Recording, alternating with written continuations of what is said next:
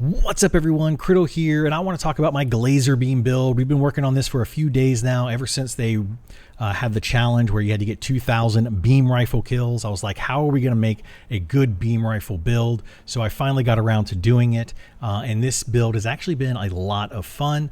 So I kind of want to show it off to you all. As you saw in previous video before this started, it can absolutely destroy bosses. It just chunks off their health very, very quickly, and it freezes all enemies instantaneously and keeps them frozen until they're dead, but they die so fast it's kind of pointless.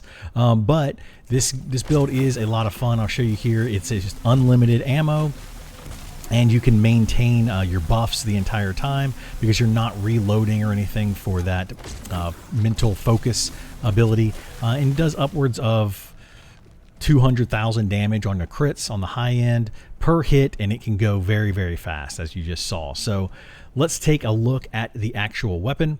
So we're going to take a look at that first.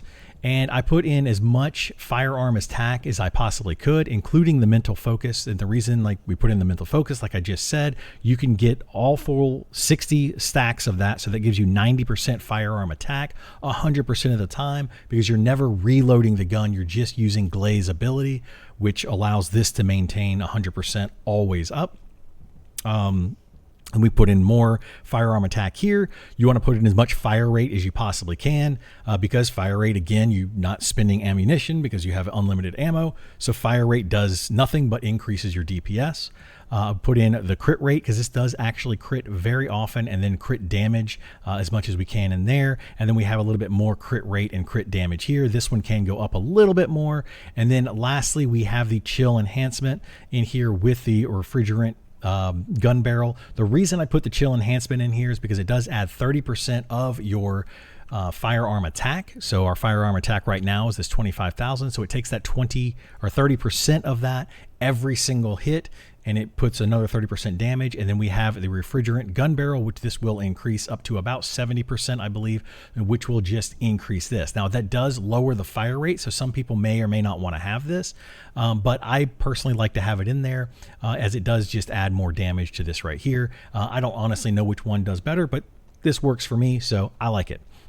We'll be continuing to level these up a little bit as I get some gold, but this is the full build of the Clairvoyance, and it destroys. It does so much damage very quickly, and I absolutely love it. Now, for your Gley side of things, you do want to get as much cooldown as you possibly can and as much duration as you can. So you can see here for my number 3 ability, I do have the cooldown to 9.8 seconds, and then my duration at 9.1 seconds. So that is actually works very well. So you can have them within about 1 second of each other. You can have the cooldown be about 1 second longer than the duration because of the ability use. Whenever you use the ability, there is, the action of actually doing it.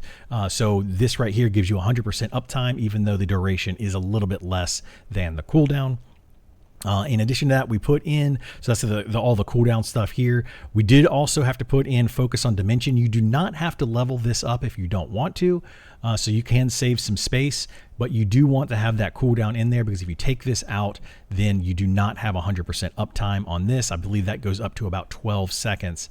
So you have a 9-second duration with a 12-second cooldown, and then you are using some of your ammo. So I would recommend throwing this in here just for that 6.1% cooldown. Plus, you're probably going to want that for your massacre build.